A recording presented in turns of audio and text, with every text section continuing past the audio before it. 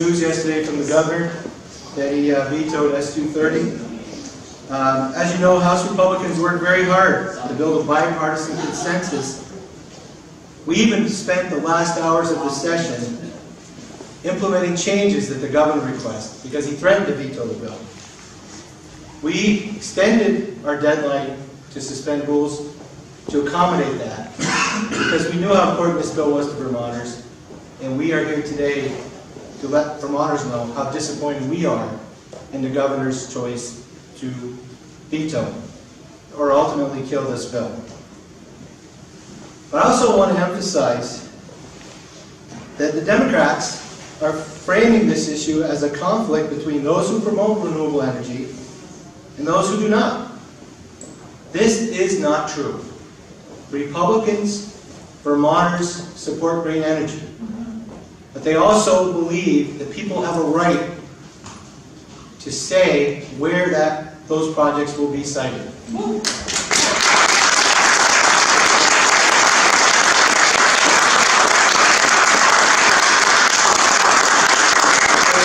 this is why we're here today, because we worked so hard to build this consensus.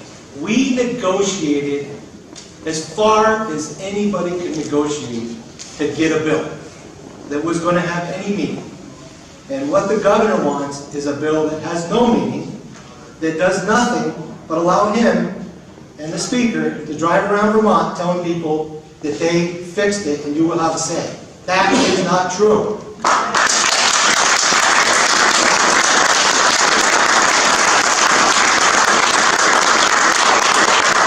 So I want to explain the process to you because I keep reading all kinds of things that we can do here on Thursday. That is not true either. There is a veto session that was scheduled at the end of the session that said we will return on June 9th if the governor were to veto a bill. At this point, he vetoed two, H.518 and S.230. That means when we come back Thursday, and now I'm hearing that it's at 11 o'clock the House will convene, we will meet at 10 o'clock because we will caucus. The bill will go into the Senate, and the draft motion is, shall the Senate approve the bill because the governor has vetoed it. The response should be yes if you want to override, and no if you want to sustain it. That is the vote. There is no, oh, we can sustain it and modify it, or we can override and modify it. That's not true. If we override the bill, we can next session make technical corrections to the bill.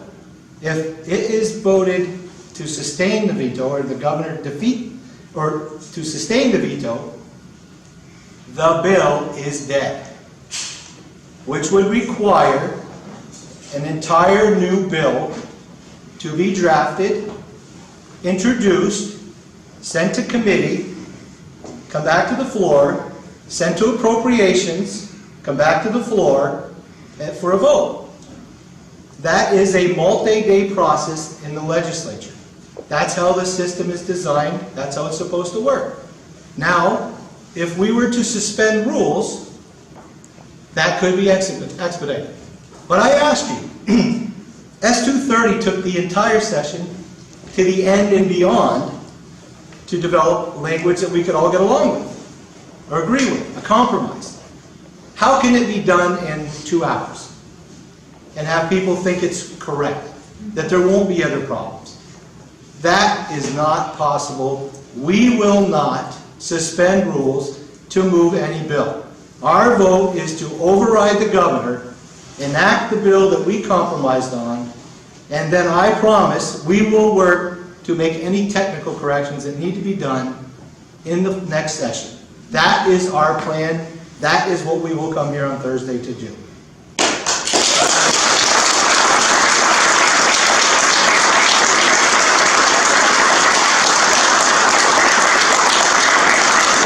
Now, you've seen the governor's press release, I'm sure, and he talks about 4 provisions in law that would require this bill to be vetoed.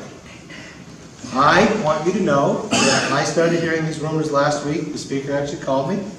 So I called Ledge Counsel and I said, tell me the truth. Tell me the legal. I'm not a lawyer. Tell me what this means in layman's terms so I can share it with our caucus members and with Vermonters. So they did, and I have, and if somebody wants to see it, I've got a legal opinion on those 4 things. I'm not going to share that. I do have a press statement I will give to all of you. Number 1, inadvertent omission from the conference report of the money to support local and regional energy planning.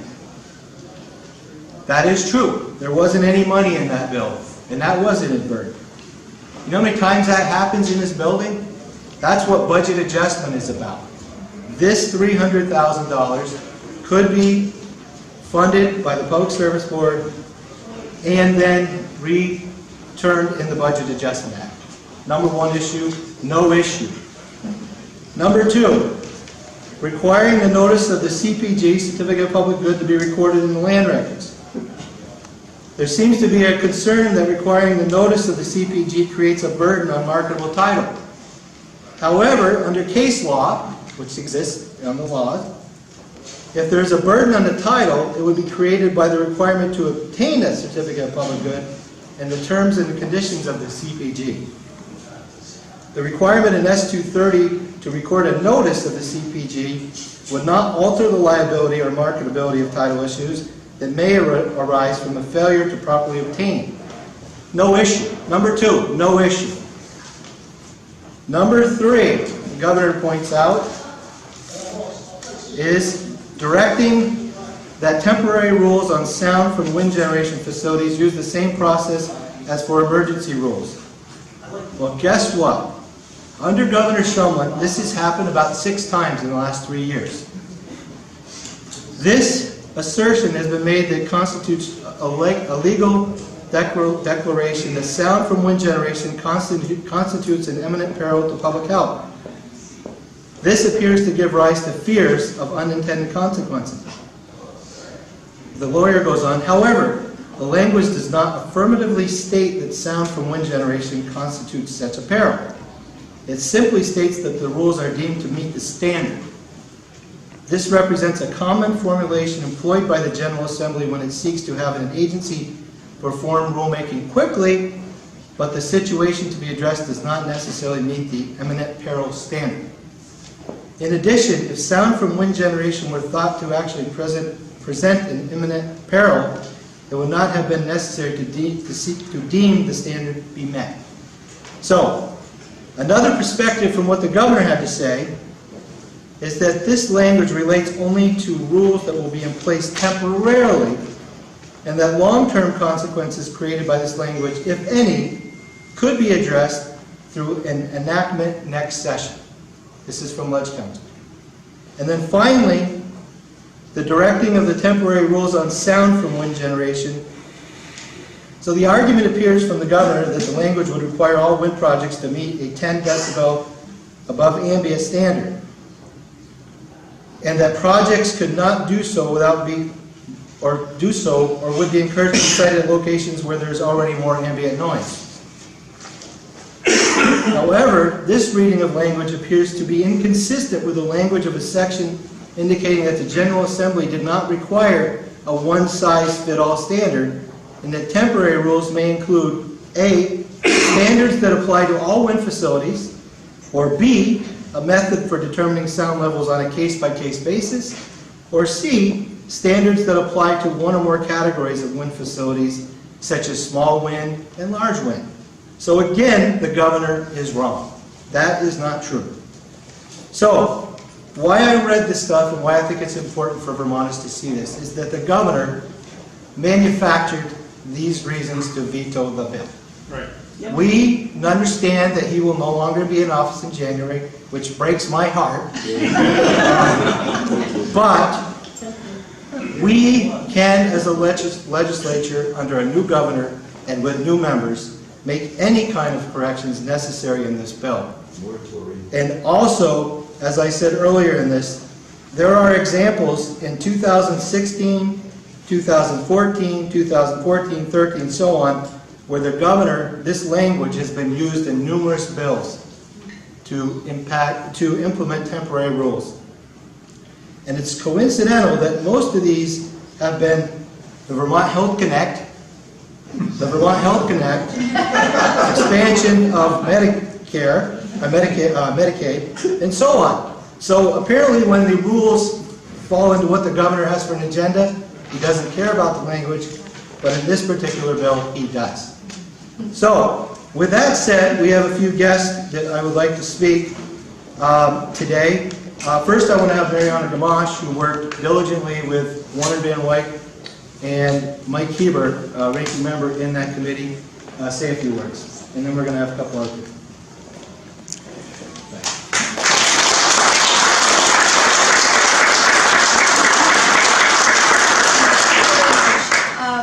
There's really not too much I can add to Don Turner's words. I think he covered it brilliantly. I can say that as a result of this veto, the people of Vermont will unfortunately, unless this bill is overridden, will continue to be at the mercy of developers.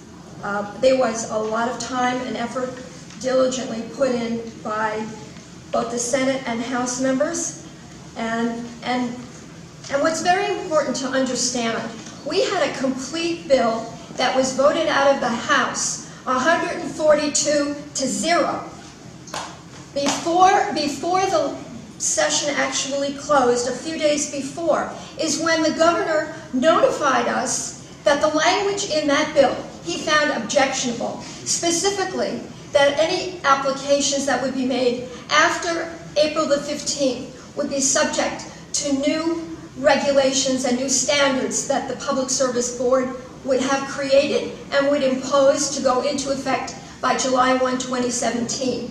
He found this totally objectionable and said he was going to veto it unless we changed the language. It was changed, and before it was actually sent out, he sent word that he found that to be much better, and he did not have an objection. And on the basis of that, this bill was put forward. And now he turns around and vetoes it. So to say that I am, as well as all the people involved, after the hours and hours and weeks and months of testimony that was taken, we are very upset. And my heart goes out to all of those Vermonters who are not only living under the wind, industrial wind, but those who are now going to be subject to a continuation of it unless this bill is overridden. Thank you.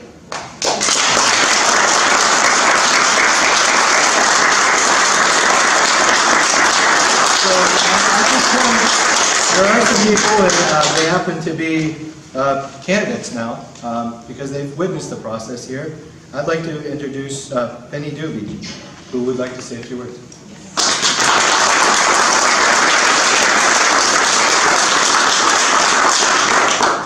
Hi, I'm Penny Doobie from Fairfield, Vermont, and I was one of the many Vermonters who came to Montpelier to urge legislators to add language to the energy siting bill, S.230, that would make sure wind developers would plan and site their projects in a way that wouldn't hurt their neighbors.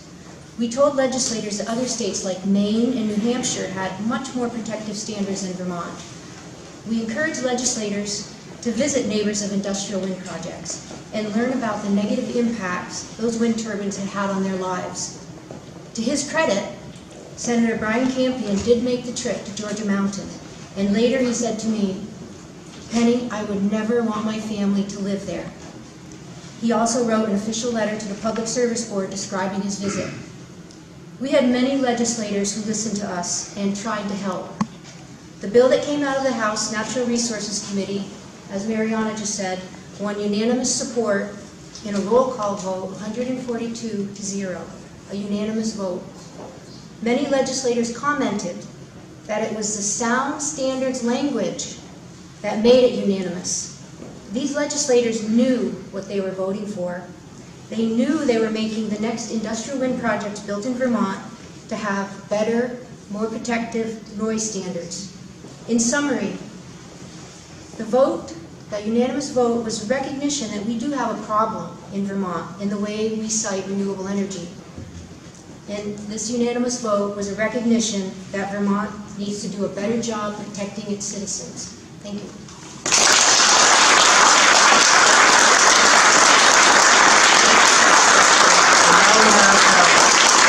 From Ferrisburg, Monique Thurston, who was also very active in this bill.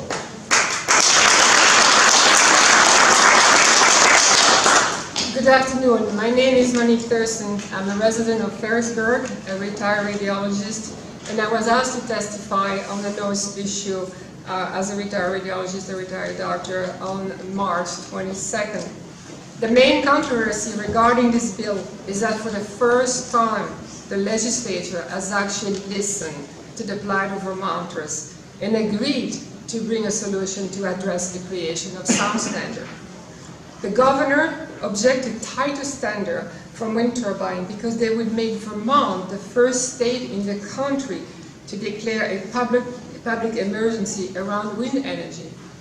The concept of emergency, Governor, was actually used to appease you in the final day of the session when you threatened to veto the language that required non-emergency rulemaking to be done by 2017 in September and made the new rule retroactive to April 2016. That good language was approved unanimously by the House in a roll call vote. But in reality, there is an emergency to the welfare of citizens, as the rules say, because unless new rules are adopted, new projects will be built, more people will suffer, like the many people in this room. The temporary rule created will only be in place long enough to allow a more thorough and long overdue rulemaking process to be completed. Vermont has a well-known wind turbine noise problem. Every wind project constructed in the past several years has resulted in people suffering from noise. Some have abandoned their home. Some endure the annoyance and debilitation of sleep deprivation and other physical symptoms related to noise. Understandably, and they are in this room, many folks contemplating proposed wind projects in their community are anxiously anticipating the same fate, fearing that if nothing is done to protect them, they too will suffer. Therein lies the emergency if one must be named. In all Vermont projects, the maximum nighttime noise level are accepted by the PSB to be at 45 decibel average for 1 hour. Peaks of noise well in excess of 45 decibel may occur during this period. No consideration is given to the low frequency but high energy component of turbine noise known as infrasound, which is now recognized in Dunmore. Simply put, this puts at risk the health and well-being of some Vermont residents.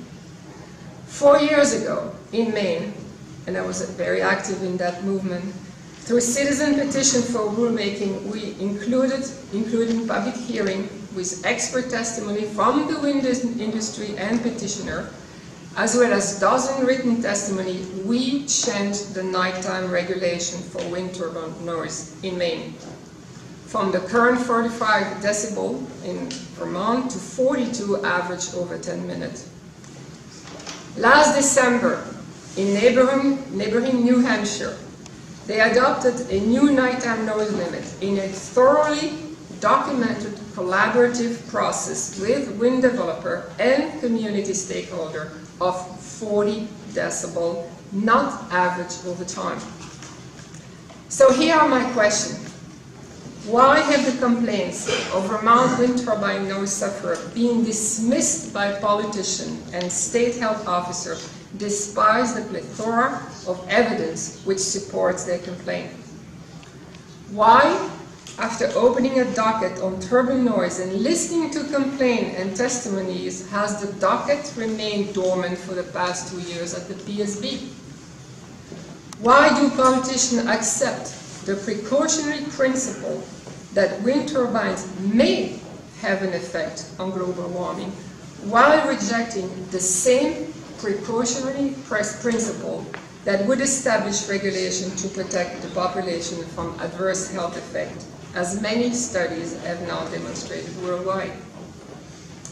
Why are wind turbine noise sufferers not receiving the same attention that any other person would come here in Montpellier, complain about a presumed environmental hazard? But those people complaining about wind turbine noise seem to be considered as unavoidable collateral damage, the equivalent to me of roadkill of the highway, on the highway.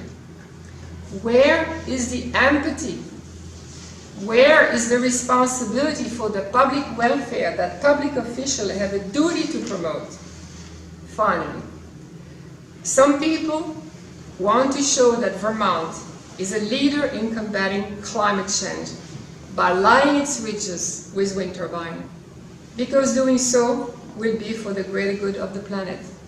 Those same people also need to show the world that they are concerned about the greater good of its own citizens by enacting responsible turbine noise standards. Sacrificing one's own citizen in a symbolic gesture to save the planet will not create a legacy that Vermonters can be proud of. S.230 does not solve many of the problems of siting renewable energy projects that its sponsors attempt to address, but it is a very small step in the right direction. Allowing this bill to die is a sharp rebuff to the 160 towns who have signed resolution calling for more local input, and to the citizens, they are here, who spend untold hours at their own expense advocating for change in the State House this year. The governor's veto message is disingenuous in its allegation that the noise standard in this bill may put Vermonters at risk. Clearly, the intent of the veto is to allow nothing to stand in the way of business as usual. The governor's veto of S.230, in my opinion, is an exercise of executive authority that is insulting to the citizenry as well as to the legislature. It should not be allowed to stand.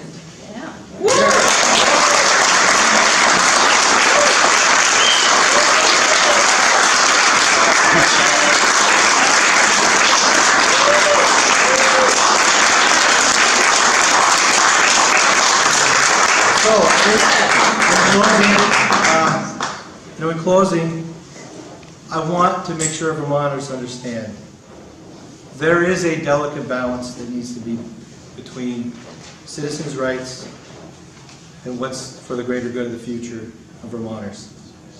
We support green energy and a balanced energy portfolio. People that are framing this issue as a for or against green energy, it's inaccurate. It's not true.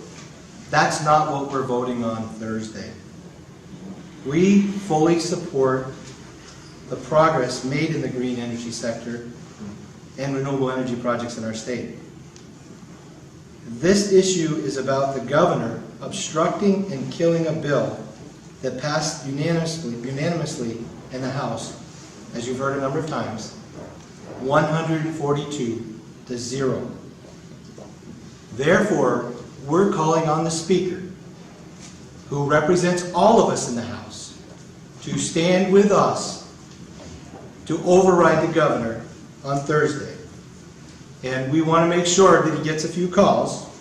So we're asking our constituents, along with everyone else in Vermont, to call the Speaker, because he's the next obstructionist if this bill is not overridden on Thursday.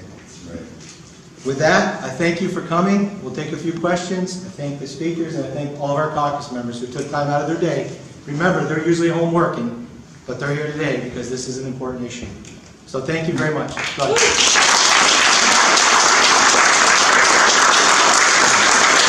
Can you identify who you are? My name is Mike Paul Amos. I'm a reporter with btdigger.org. Sure. What has the speaker done specifically to obstruct If he doesn't S.230 from being stand, if passed? he doesn't support the override, he's an obstructionist. In what ways do the proposed changes that Chris Bray and Tony Klein are seeking undermine the intent of S.230 as passed? We will not take what has taken an entire legislative session to deliberate in 2 or 3 hours. That's what they want us to do. Because what, as I explained in the process, we are going to sustain a veto which kills S.230, or we're going to override it. So if we were to override it and then consider some changes, we would look at that. But at this point today, we're not going to suspend rules. Have you seen anything from the speaker that indicates that he plans on obstructing this? I have heard from the speaker personally, and I have believed that he will not support an override. He talked to me directly. I guess I'm hoping you can isolate for me the problematic elements of the changes that the speaker and others and the governor say they want to make. Why are those so troublesome? They're troublesome because of the Constitution outlines the governor can veto a bill, which he has chosen to do. He could have let it become law and requested that we make changes in the next session, which we would have definitely looked at doing. We're not going to take a new bill with any kind of imperfections that new bill might have, or omissions, as this bill has. A bill that's crafted in 4 hours and goes through the entire legislative process that took a session won't have omissions. That's our point. If these proposed changes that they're requesting had come up in the final day of the session, is there anything in there that you would have objected to then? We worked very hard to make the governor happy at that point. He had every opportunity to make whatever changes he wanted at that point. He did. We complied. We moved forward and compromised once again, and now we hear again it's going to be even a more diluted bill than that passed the House. So that's what I want you to isolate for me. Why is it a more diluted bill if Well, they enact number the one, I difference? can't speak to what they're proposing, so I'm not going to, other than what I've been reading through the press. So I got a bill last night at 9 o'clock, or, excuse me, a proposal from a senator who sent it to all House members saying, here, here's what we're going to do. And I'm not going to go off that. But so you're saying you don't understand what it is that they're proposing, but no matter what it is, we're not going to go along with it. We have a process here. We can make, as this lawyer, as our ledge counsel has told us, anything that was reason for the governor to veto this bill can be addressed next session. There are people here who live in the shadow of what could be another large-scale mountaintop wind project. If they have this legislation, they at least know that if that application comes forward in the intervening months between now and when the new standards are in place, they have the certainty that those sound levels won't exceed what's already in place. If they don't have this bill, there will be no limit on that. Peter, we have been under single-party rule in this state for 6 years.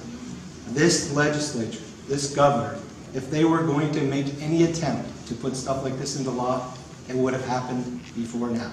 This is just a way for them to stop it, and we're not playing. We're not. It's very serious. This is serious for the state. It's serious for the people in this room. But if we make the changes the governor wants, we might as well not have a bill. Period. So you're saying the governor never wanted S.230 to begin with? Well, if he did, he would have worked a lot more throughout the session than the last few weeks. I guess you're saying the bill does no good if you do the changes that Peter Shumlin and the Democrats in the legislature want you to. Their lack of planning or leadership does not create an emergency on our part or Vermonters. Period.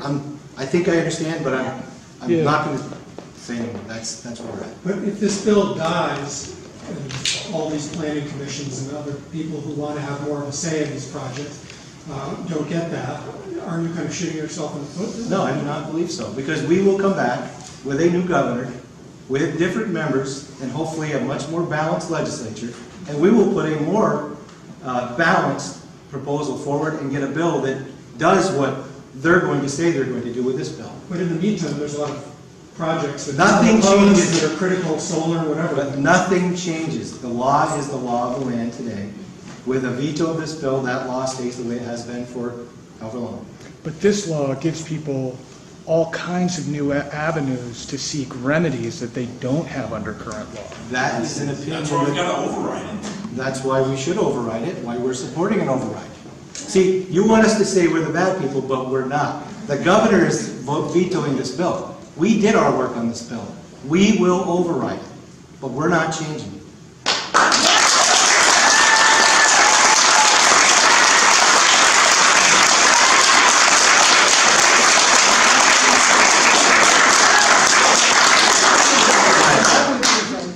I know, but we don't want to get it. We've explained our position. We are firm. We thank you for coming today, and we will do our work that we have to do on Thursday. Thank you.